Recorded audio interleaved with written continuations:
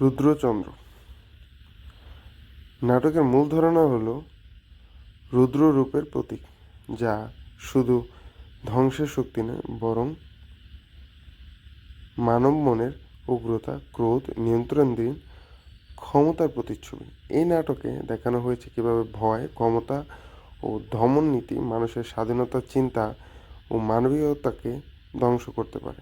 রুদ্র শক্তি এখানে অন্ধকারের কঠোরতার প্রতীক হিসাবে উপস্থিত। আরেকটি গুরুত্বপূর্ণ দিক হলো মানব মনের দ্বন্দ্ব। একদিকে ধ্বংসাত্মক প্রবৃত্তি, অন্যদিকে শান্তি ও মানবিকতার আকাঙ্ক্ষা।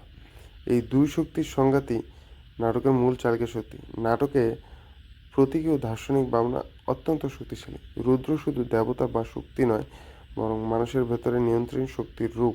ভাষার দিক থেকে এটি কাব্যিক, গম্ভীর ও গভীর দার্শনিক অর্থবহ।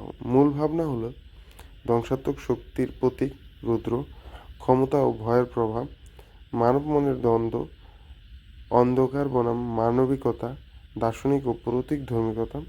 রুদ্রচন্দ্র নাটকের রবীন্দ্রনাথ ঠাকুরের মানুষের ভেতরে ধ্বংসাত্মক শক্তি ও মানবিকতার সংঘাতকে প্রতীক রূপে তুলে ধরেছেন।